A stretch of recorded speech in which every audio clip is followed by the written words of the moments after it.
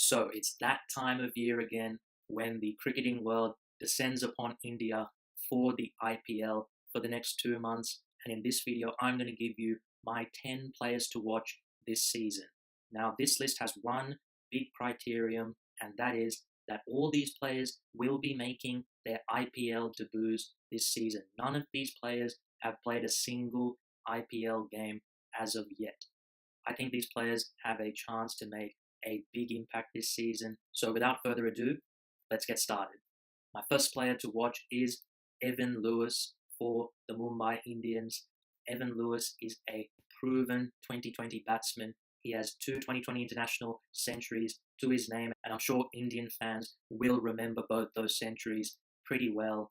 He was the second top scorer in the BPL last season. Can he make the step up in the IPL? That is the question. Evan Lewis, there is no finesse to his game. It's all about the power hitting. But nonetheless, I'm expecting him to have a big season opening the batting for the Mumbai Indians. Now, the next player on my list is Alex Hales, a late replacement for Sunrisers Hyderabad for David Warner. As we all know, he was barred from playing in this tournament due to the ball tampering saga. Alex Hales is a really nice replacement for David Warner, who has been a key part of their success in seasons gone by. Alex Hales has been dominant at the county level for Nottinghamshire. He's been a regular feature of England's limited overs teams for the past few years. He has a 2020 international century to his name. I think he's a great pickup for them, and I expect him to be a big part opening the batting with Shikhar Dhawan. The next player is Darcy Short. Now, I didn't know a lot about Darcy Short 12 months ago, but he has thrust himself into the public eye with his great performances, first in the BBL for the Hobart Hurricanes, being the top scorer last season, and then for Australia, he's had a really nice start to his international career. Interesting thing about Darcy Short, he isn't from one of the traditional breeding grounds for cricket in Australia. He comes from the Northern Territory. You don't see too many cricketers coming from there. He is of Aboriginal descent as well, so that's really nice to see a little bit of diversity in cricket. But nonetheless, Darcy Short, big hitting left-hander. This guy hits a clean ball, and I expect him to be a big part of Rajasthan's campaign, particularly with Steve Smith missing in this tournament. Jofra Archer, another guy who I didn't know much about 12 months ago, but he, I think, has enhanced his reputation more than any other cricketer in the past year. It started with a great season for Sussex in the 2017 county season. Then he went on to play in the BPL, but it was in the BBL that he really made his name again for the Hobart Hurricanes. He will once again be a teammate of Darcy Short's for the Rajasthan Royals, just like he was for the Hobart Hurricanes in the BBL. This guy bowls with pace and has great skill at the death. He has freakish athleticism in the field, excellent hand-eye coordination, and also something that we haven't seen a lot of yet, his batting, but he can hit the long ball. This guy's a jack of all trades. Look for him to have a great tournament for the Rajasthan Royals. The next player, yet another player who has burst onto the scene in recent times, Mujib-ur-Rahman from Afghanistan. He will be suiting up for Kings 11 Punjab. He was bought for a lot of money in the auction. High expectations for him. Incredibly, he's only 16 years old. He made his debut for Afghanistan early this year, and he's been excellent ever since he debuted with his smorgasbord of spin bowling.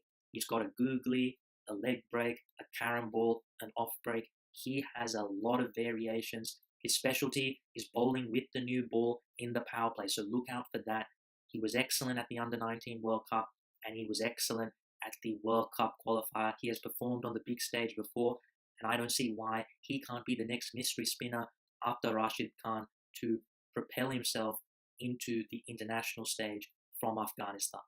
Heinrich Klaasen, another newcomer for the Rajasthan Royals, a late replacement for Steve Smith, and this guy rose to prominence during India's tour of South Africa in the limited overs leg when he deputised for the injured Quinton de Kock.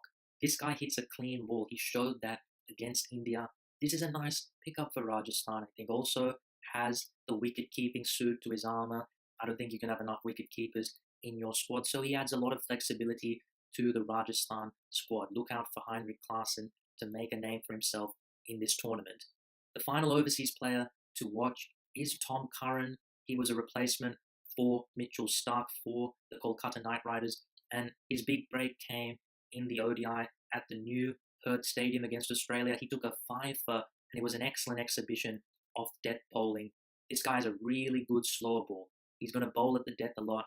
He's going to be difficult to pick up. Not only that, but he can also hit the ball, has that ability as well. So look out for Tom Curran to make a big impact for the Kolkata Knight Riders. Now on to the Indian players, and there's a lot of Indian players who will be making their debut this season, most notably the under-19 players who just recently won the under-19 World Cup. Now, some of them haven't made this list because I don't think they're going to get a lot of game time. Guys like Anukul Roy, the left-arm spinner, who was the leading wicket-taker in that tournament, and the opening duo of India under-19, the captain, Prithvi Shaw, and the man of the match in the final, Manjot Kalra. They will both be playing for the Delhi Daredevils, but again, I don't think they're going to get a lot of playing time. So that brings me to the players who I do think will get some playing time, and they all play for the same franchise, the Kolkata Knight Riders, who have a very thin squad, and as such, I think these guys may get a look in and have an opportunity to make a big impact. And I'm going to start off with Shubman Gill, the player of the tournament in the under-19 World Cup. This guy's a very talented batsman, still only 18 years old. He is very stylish, but that doesn't mean he can't score quickly. He is an aggressor, and I think he's going to slip into Kolkata's middle order. He could make some damage in this tournament. Next up, Kamlesh Nagarkoti. This guy could be an elite fast bowler in years to come. I think he's special. He bowls quick, 140 kilometers an hour consistently, but I think most importantly, he's very accurate. You can have the pace, but you also need to be accurate, and boy, is he accurate. Not only that, but he has a wicket bouncer, very difficult to pick up. He took 9 wickets in the Under-19 World Cup. He did very well there, but something that people might not know, he is a gun fielder, fields predominantly at backward point. So that extra athleticism, that string to his bow, could help him get into the Knight Riders team. And my final player to watch is Shivam Mavi, who opened the bowling for India Under-19 in the World Cup. And once again, much like Nagarkoti, this guy has pace, again, 140 kilometers an hour consistency. He also took 9 wickets in the tournament, and I can see him, again, getting playing time. Along with Nagarkoti, I would expect them to maybe share playing time. Question marks could be asked about their ability to play against high-quality batsmen in 2020s, but I think it's a great learning curve for them nonetheless, and they're really talented players, so I expect them to be up for the challenge. But that is my list of the 10 players to watch in this IPL. Let me know what you think of the list. Are there any players I might have missed out who are making their IPL debuts this season? But anyway, thanks for watching, and I will see you in the next video.